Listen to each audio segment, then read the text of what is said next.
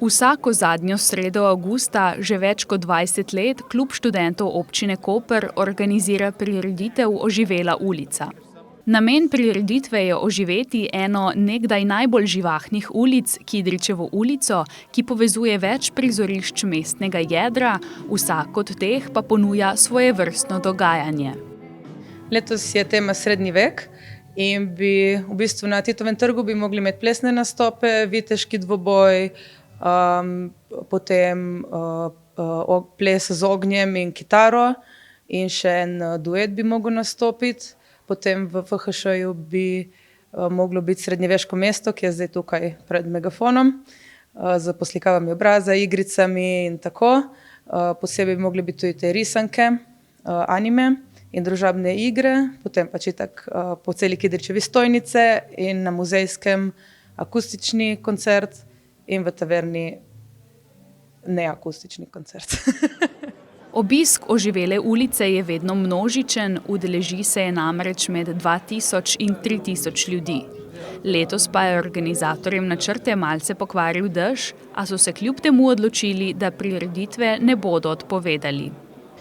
Problem pri tako veliki prireditvi je to, da imaš toliko priprav naprej in toliko se moraš zmeniti za postavitev stojnic, za postavitev odra, ozvočenja in vse že toliko vnaprej, da v bistvu večino stvari postavljajo en dan prej. In je težko potem, se splača počakati do konca, do zadnjega trenutka, da vidiš, kaj bo. Zdaj pač lani se nam je to obrestovalo, ker pol ni bilo dežja, letos nažalost ni tako, ampak smo se pol odločili vseeno pač narediti neko tako okrnjeno verzijo, še posebej pač z večjim delom v taverni, ker je pokrito prizorišče, ker pač stroški bodo tako da rajši vsaj nekaj naredimo, no. Obiskali smo poslikavo obraza, ki se je iz zunanjega prizorišča premaknila na hodnike megafona. Izvajala jih je študentka slikarstva iz Akademije likovne umetnosti in oblikovanja, ki je na Oživeli ulici sodelovala prvič. Tukaj smo v Beauty Cornerju, kjer delam face paintings, torej poslikave po obrazu. Je v bistvu zelo poljubno, kakršnekoli poslikave lahko naredimo. Jaz sem si izbrala danes pikapolonico. Sprehodili smo se še po Kidričevi ulici, ki je ob takem dogodku ponavadi polna obiskovalcev in stojnic z različnimi ponudniki, vse od različnih društev, neprofitnih organizacij in zavodov. Letos je bilo teh občutno manj, saj jih je večina zaradi dežja odpovedala sodelovanje. Najpogumnejši so se vseeno predstavili, a teh je bilo mogoče prešteti na prste ene roke. Mi smo iz AED društva in v bistvu zbiramo podpise za defibrilatorje, delamo po celi Sloveniji. AED društvo se ukvarja s tem, da postavi čim več defibrilatorjev po Sloveniji, da so res blizu, ker tukaj gre za sekunde in je res pomembno, da rešujemo življenja s tem, da jih postavljamo, torej da jih je čim več, v bistvu to je naš glavni cilj.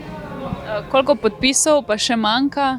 V bistvu ni, da jih zdaj imamo neko število, ki bi ga rabili doseči, ampak tle se gre bolj za to, da jih dosežemo čim več, ker jih je res premalo in jih potrebujemo povsod, zato ker velikokrat se zgodi, da ljudje ne znajo uporabljati ali pa enostavno ni defibrilatorja, kjer bi rabo biti.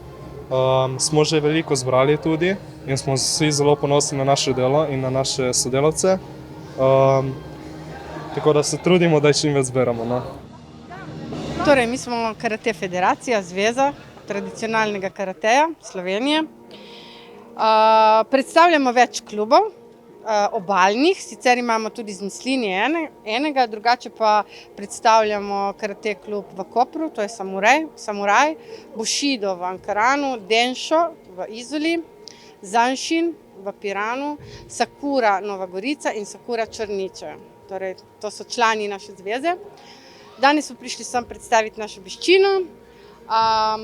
Imamo na stojnici rekvizite, ki jih uporabljamo pri karateju.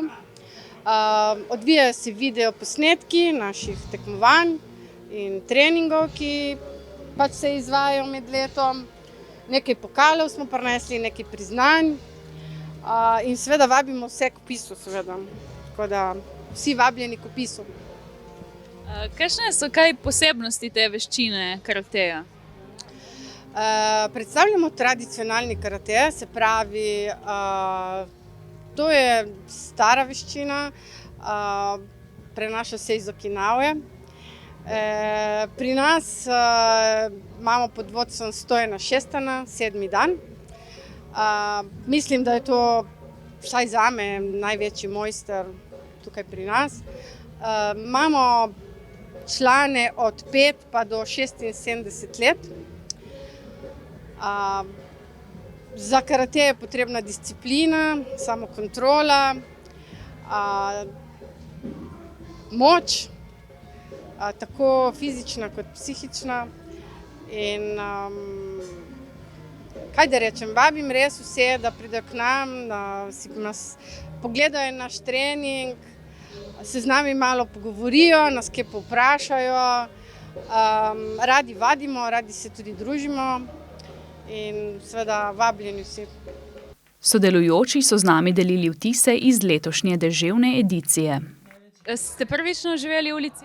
Tako, jaz osebno, z mojim sodelavcem smo pa itak na vseh eventih že tako, ful sodelujemo z veliko trgovinami, lokali in tako naprej, tako da je res podpora in smo ful veseli, ker je res pač zelo dober namen. Je pa danes bolj slabo vreme in tako pričakovano je tudi malo ljudi, ampak boljše kot nič. Po res slabem začetku, mislim, da smo bili tle od 6 do 8 4 na ulici. Deževalo je kar fulilo, ampak smo vztrajali in zdaj 20 minut nazaj uspeli postaviti štand. Dobili smo elektriko malo prej, tako da mi bomo vztrajali. -2. Ja, ni ful oživela ulica. So jo probali z unim elektrošokom, ampak je deževalo in je ubilo ulico ponovno. Sem rekel, da je letos samo ulica. Tako da v bistvu ulica. Je ulica, ampak je še vedno zabavna ulica, je dobro za iti na njo. Neki ljudi se je še vedno prikazalo, po moje, če bo zdaj ostalo tako vreme kot je, se bo morda še kaj, v taverni pa pričakujemo največ ljudi, ker je pokrito. In res je bila najbolj polna taverna, kjer so se odvili koncerti skupin Couch, Paranoise, Koala Voice in Bromance, na ritme katerih so obiskovalci plesali do polnoči.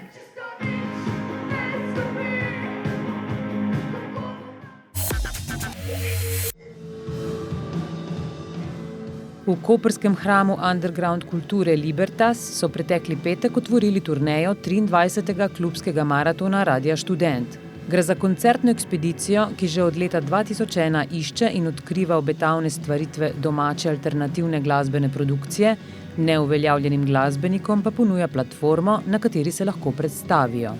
Izbrani glasbeniki in skupine se poleg radijske predstavitve namreč udeležijo tudi koncertne turneje po slovenskih klubih, ki se zaključi na Metelkovi v Menzi pri Koritu. Klubski maraton že tradicionalno vsako leto gostuje tudi na Obali. V bistvu klubski maraton, to je že 23. edicija in se že vsa ta leta tudi na slovenski Istri dogaja, v slovenski Istri. Prej še v starem MKC-ju, v Hangarbaru, v Inde, v CMK-ju je bil tudi prejšnja leta. In nič, enostavno so nam iz RŠ-a poslali maili in svetovalka župana za kulturo Vesna Pajič je ocenila, da je to primeren program za Libertas in smo se odločili, da pristopimo tu kot organizatorji. Na petkovem otvoritvenem koncertu so obiskovalci lahko prisluhnili dvema žanrsko precej različnima trioma. Murskosoboškemu Moving as a Giant in vrtojbenskemu Timekeeper. Prvi, kot so zapisali v predstavitvi, z melanholičnimi vokali in aranžmaji na bolj noizerski strani kitarske linije flirta s post-rockerskim dronom. Rečemo, da igramo noise rock,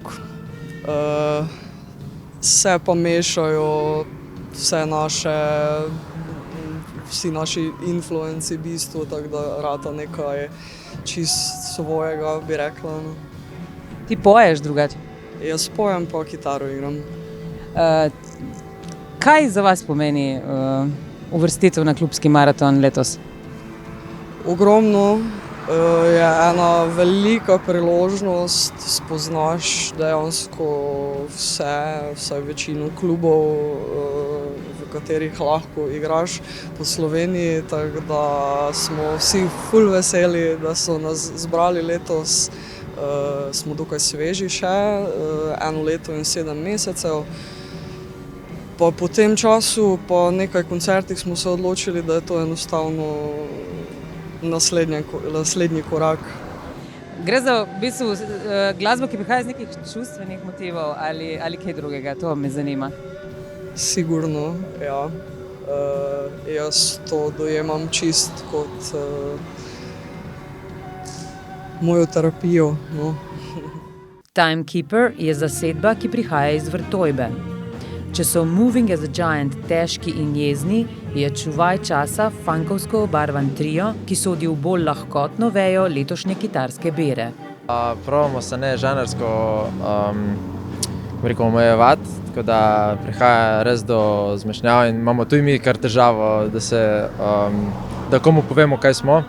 Ampak ja, če kdo hitro vpraša, rečeš funk, jazz, rock, nekaj tazga. Ja, vsak band išče priložnosti, da bi nastopil čim več, naš sebi mlad neuveljavljen band. Ta Radio Študent se, hvala Bogu, vsako leto ukvarja s temi neraziskanimi bendi in spomladi je prišel razpis, smo se prijavili in ko nam je ratalo, zdaj smo tle. Zdaj imate turnejo po Sloveniji, kje vse boste igrali? Igrali bomo v sklopu turneje oktobra v Tolminu, 6. v Tolminu, potem 13. oktobra v Velenju, če se ne motim, 14. v Vrhniki, 28. oktobra v Murski Soboti in pa 3. novembra finale na Metelkovi. V 2 meseca dolgi koncertni turneji po slovenskih klubih bo klubski maraton obiskal 17 klubov po Sloveniji. Na vsakem prizorišču se bodo predstavili po 2 ali 3 bendi. Na finalnem koncertu v Menzi pri Koritu na Metelkovi 3. novembra pa bomo lahko slišali cel nabor vseh 6 izbranih. Poleg že omenjenih 2 bodo takrat nastopili še težkokategorniki Jolted, hipotetični elektroničar Tachyon, MC Majkun in domači temačno-akustični Bregove Dere.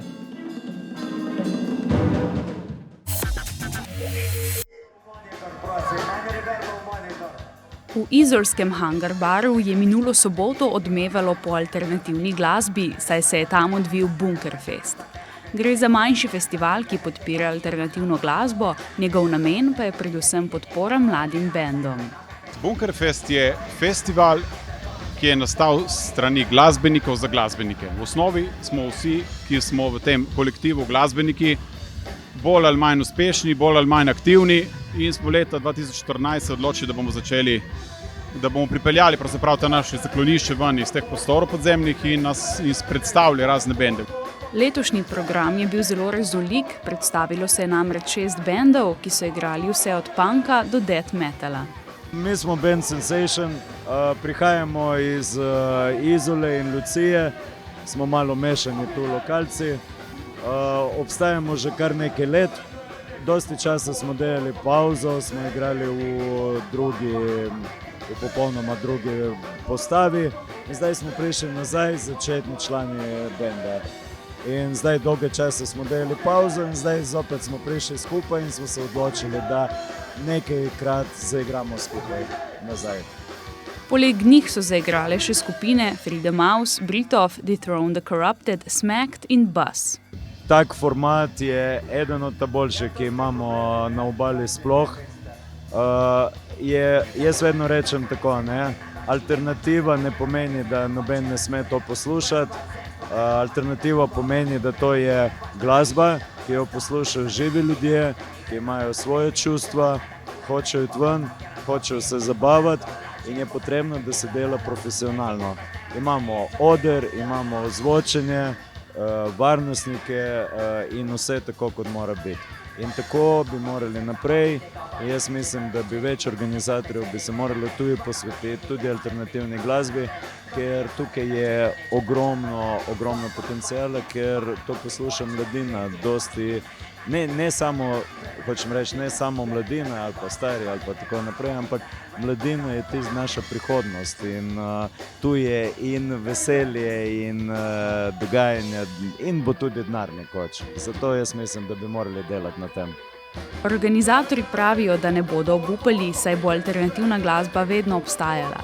Festival je namenjen vsem, ki si želijo poslušati malo drugačnega tipa glasbe.